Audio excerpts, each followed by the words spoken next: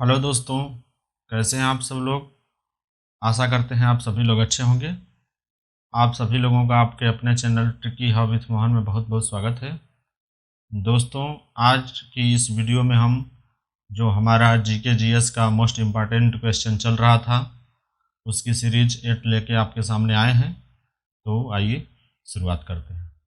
आइए देखते हैं सीरीज 8 का पहला क्वेश्चन। देखिए, कह रहा है कि राज्यसभा के सदस्यों की न्यूनतम उम्र सीमा कितनी होती है। तो राज्यसभा के सदस्यों की न्यूनतम उम्र सीमा जो होती है वो है 30 वर्ष। सेकेंड क्वेश्चन देखिए, लोकसभा के सदस्यों की न्यूनतम उम्र सीमा कितनी होती है। तो लोकसभा के सदस्यों की न्यूनतम उम्र सीमा होती है वो है 25 वर्ष। राज्यसभा के सदस्यों की उम्र सीमा 30 वर्ष और लोकसभा के सदस्यों की न्यूनतम उम्र सीमा 25 वर्ष। न्यूनतम उम्र सीमा का मतलब कि यदि कोई लोकसभा का चुनाव लड़ना चाहता है तो उसको 25 वर्ष का होना चाहिए, उससे छोटा नहीं होना चाहिए।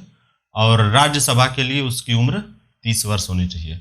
नेक्स्ट, तीसरा देखिए, राज्यसभा के सदस्यों का कार्यकाल कितना होता है। तो राज्यसभा के सदस्यों का कार्यकाल जो होता है वो होता है 6 वर्ष, 6 वर्ष का, 6 वर्ष। नेक्स्ट, लोकसभा के सदस्यों का कार्यकाल कितना होता है। तो लोकसभा के सदस्यों का कार्यकाल जो होता है वो होता है 5 वर्ष का। ये सभी इंपॉर्टेंट हैं, परीक्षा में बार बार ये क्वेश्चन आते रहते हैं, तो इसको ध्यान से आप लोग देखिएगा। नेक्स्ट देखिए, 5वां नंबर का आ रहा है कि राज्यसभा का सभापति कौन होता है। तो राज्यसभा का जो सभापति होता है वो उपराष्ट्रपति होता है। उपराष्ट्रपति। राज्यसभा का सभापति कौन होता है? उपराष्ट्रपति होता है। नेक्स्ट देखिए, 6 नंबर, राज्यसभा के बैठकों की अध्यक्षता कौन करता है। तो जब भी राज्यसभा की बैठक होती है तो उसकी अध्यक्षता उपराष्ट्रपति करते हैं।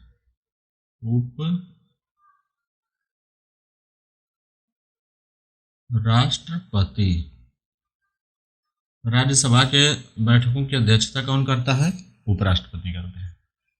देखिए, इंपॉर्टेंट क्वेश्चन, ये क्वेश्चन बार बार आता है परीक्षा में। राष्ट्रपति द्वारा राज्यसभा में कितने व्यक्ति मनोनीत किए जाते हैं। तो राष्ट्रपति स्वयं कितने व्यक्तियों को राज्यसभा में अपने तरफ से रखते हैं। तो राष्ट्रपति द्वारा राज्यसभा में कितने व्यक्ति मनोनीत किए जाते हैं। तो ये है 12 व्यक्ति। राष्ट्रपति 12 व्यक्तियों को राज्यसभा के लिए मनोनीत कर सकते हैं। नेक्स्ट देखिए, 8वां नंबर, राष्ट्रपति द्वारा लोकसभा में कितने व्यक्ति मनोनीत किए जाते हैं। तो राष्ट्रपति लोकसभा में केवल 2 व्यक्तियों को मनोनीत कर सकते हैं, 2 व्यक्ति। इसमें देखिएगा, डाउटफुल ना होइएगा, राज्यसभा में 12 व्यक्ति मनोनीत कर सकते हैं राष्ट्रपति, और लोकसभा में जो है वो 2 व्यक्ति मनोनीत कर सकते हैं।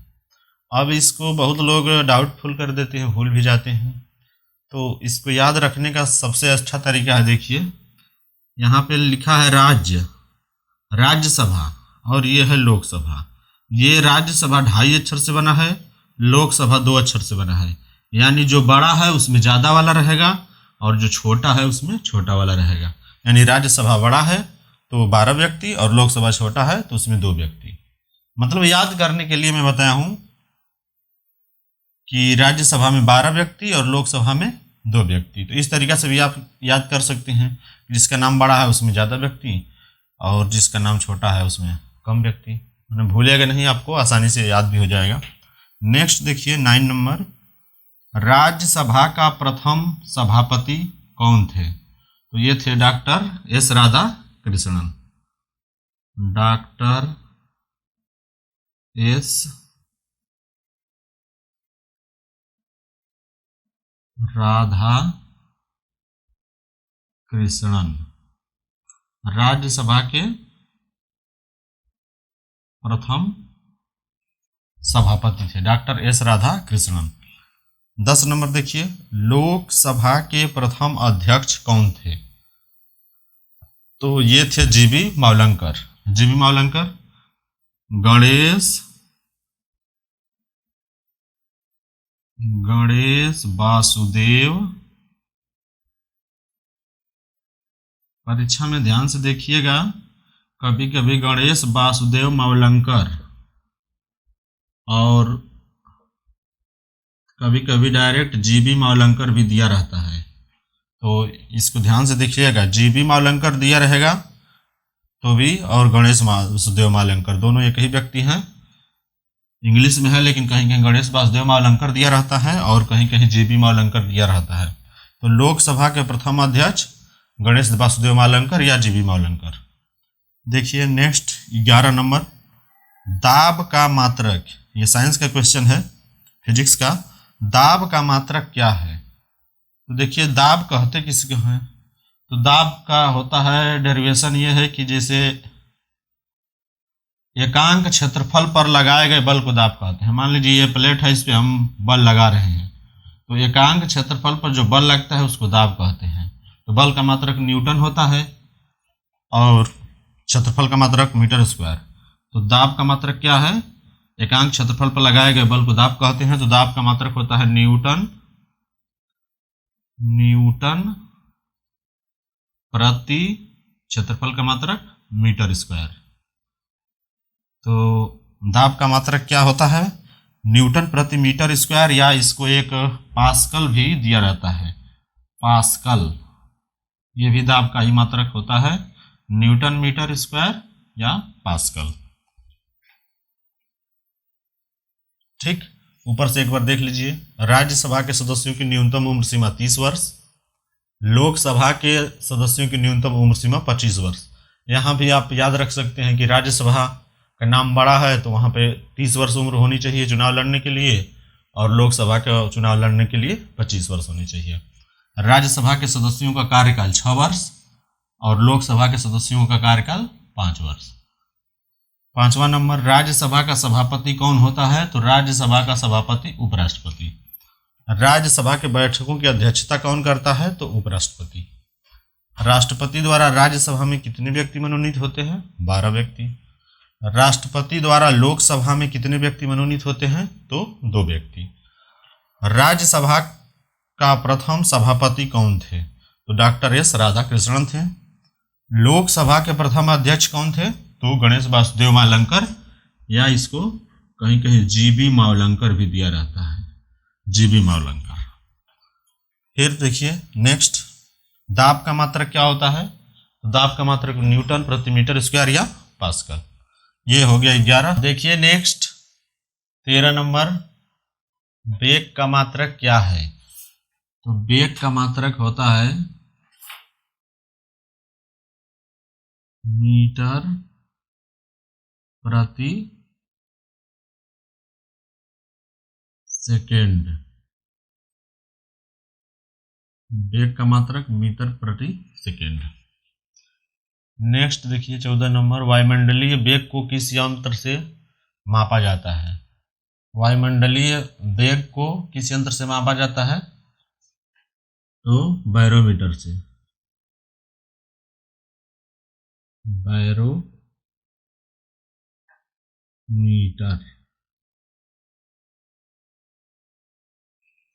नेक्स्ट देखिए, अपश्रव्य तरंगों की आवृत्ति कितनी होती है? तो अपश्रव्य तरंगों की जो आवृत्ति होती है वो 20 हर्ट्ज से कम होती है, इसको अपश्रव्य तरंग बोलते हैं।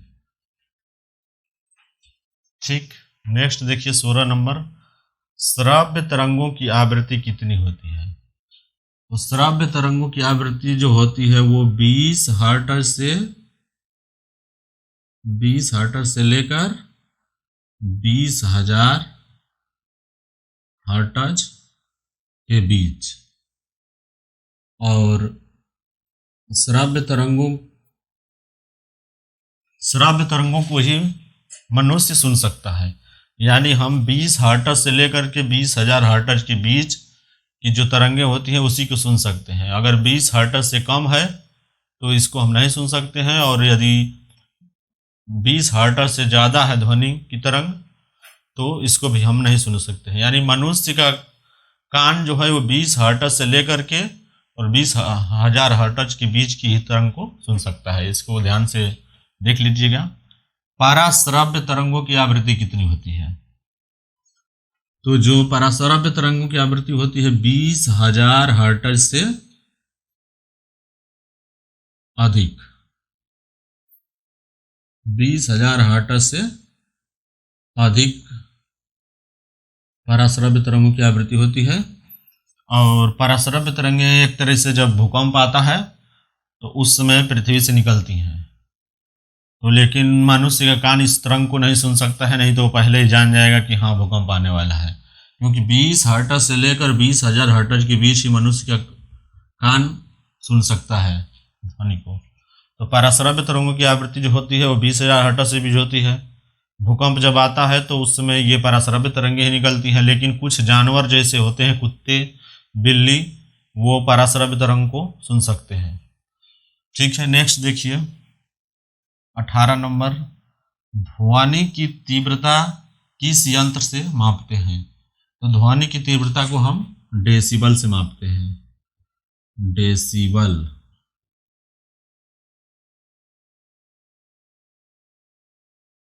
ध्वनि की तीव्रता को हम किस यंत्र से मापते हैं? तो डेसिबल से मापते हैं। नेक्स्ट देखिए, सूर्य में ऊर्जा का क्या कारण है? सूर्य जो इतनी हमको धूप और गर्मी देता है तो उसमें क्या है कि उसमें इतनी ऊर्जा है कि वो खत्म नहीं हो रही है? तो सूर्य में जो ऊर्जा का कारण है वो है नाभिकीय संलयन।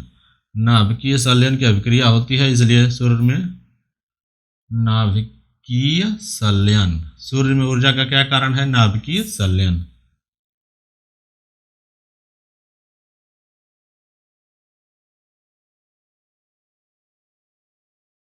सूर्य में ऊर्जा का कारण है नाभिकीय संलयन। नेक्स्ट देखिए, प्रतिध्वनि का क्या कारण है?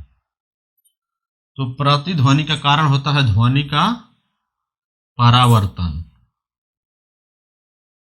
ध्वनि का परावर्तन।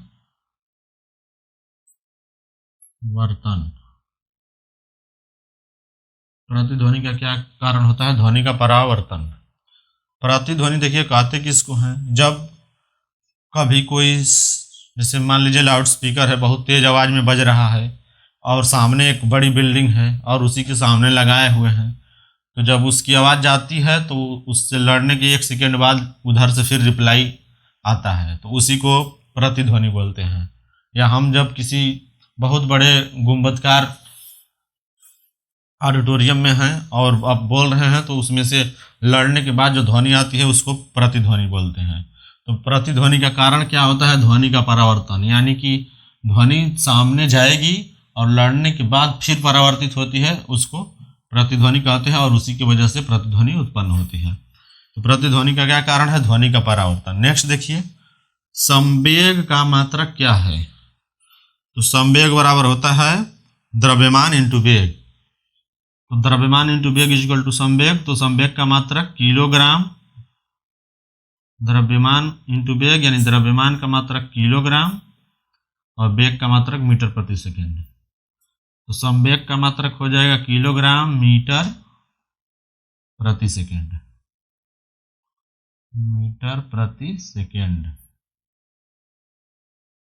संवेग बराबर द्रव्यमान इंटू वेग और द्रव्यमान का मात्रक किलोग्राम, वेग का मात्रक मीटर प्रति सेकेंड, इसलिए संवेग का मात्रक किलोग्राम मीटर प्रति सेकेंड। तो दोस्तों ये 21 हो गया। और नेक्स्ट क्वेश्चन आइए देखते हैं।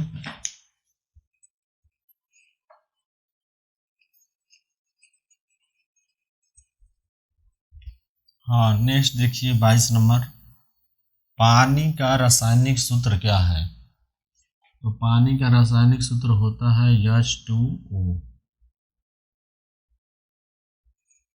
नेक्स्ट, मुगल वंश का संस्थापक कौन था? तो तो मुगल वंश की स्थापना जो है वो कौन किया था? बाबर। बाबर ने। मुगल वंश का संस्थापक कौन है? बाबर। बाबर का जन्म कब हुआ था? बाबर का जन्म कब हुआ था? तो बाबर का जन्म हुआ था 24 फरवरी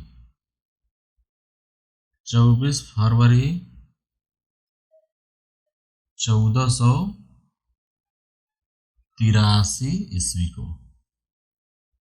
83 ईस्वी को या ईस्वी में? बाबर का जन्म कब हुआ था? 24 फरवरी 1483 ईस्वी में। नेक्स्ट देखिए 25 नंबर कह रहा है कि बाबर के पिता का नाम क्या था? तो बाबर के पिता का नाम था उमर शेख मिर्जा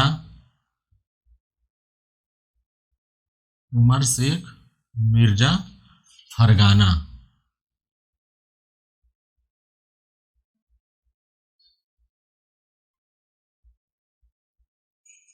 बाबर के पिता का नाम क्या था? उमर शेख मिर्जा फरगाना। नेक्स्ट देखिए 26 नंबर, हुमायूं, कामरान, अस्करी तथा हिंदाल चारों किसके पुत्र थे? हुमायूं, कामरान, अस्करी तथा हिंदाल ये चारों जो है वो किसके पुत्र थे? बाबर के।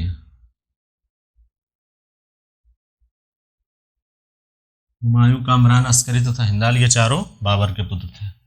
देखिए नेक्स्ट 27 नंबर का आ रहा है कि घाघरा का युद्ध कब हुआ था? घाघरा का युद्ध कब हुआ था? तो घाघरा का युद्ध हुआ था 6 मई 1529 ईस्वी में। इसमें बाबर जो है वो अफगानों को हराया था। तो बाबर ने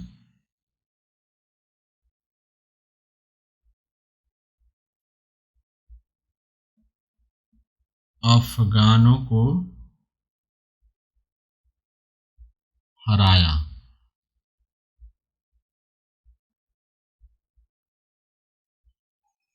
घाघरा का युद्ध कब हुआ था? 6 मई 1529 में बाबर जो है वो विजयी था, उसने अफगानों को हराया था। नेक्स्ट देखिए, युद्ध में पहली बार तोप खाने एवं तुगलमा युद्ध नीति का प्रयोग किसने किया था?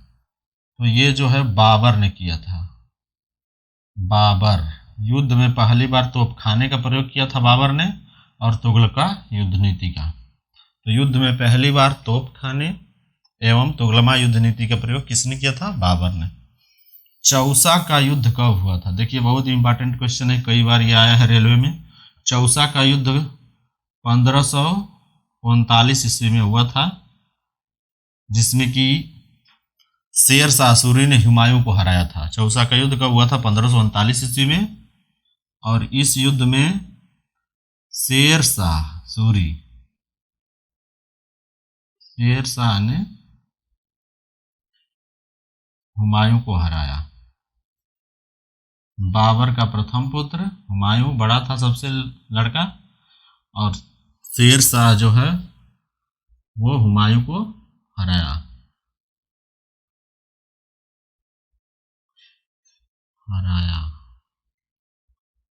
चौसा का युद्ध 1539 ईस्वी में हुआ था, शेर शाह ने हुमायूं को हराया। नेक्स्ट और इस सीरीज का लास्ट क्वेश्चन देखिए, हुमायूं नामा की रचना किसने की थी? तो हुमायूं नामा की रचना जो है वो गुलबदन बेगम ने किया था। कौन किया था? गुलबदन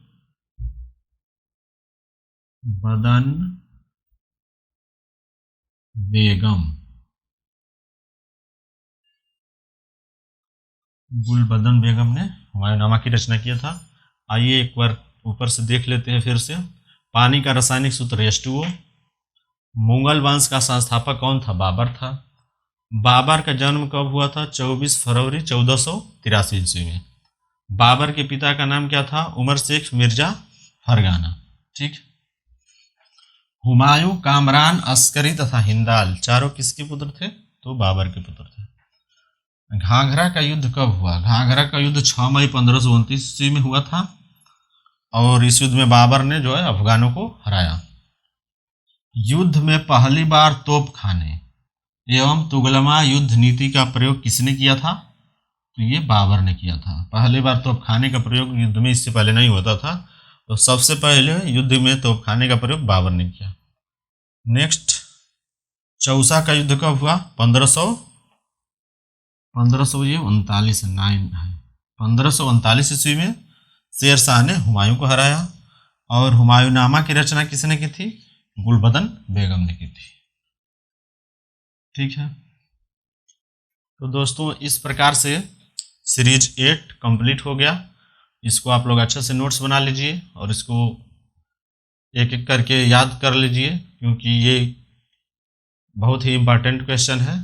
तो दोस्तों कैसी लगी ये वीडियो आप लोग हमें कमेंट करके ज़रूर बताइएगा, और ज़्यादा से ज़्यादा वीडियो को लाइक शेयर और सब्सक्राइब करिए, ताकि वो लोगों के पास पहुंच सके जिनको कि इसकी ज़रूरत है। तो मिलते हैं अगली वीडियो में, तब तक के लिए धन्यवाद।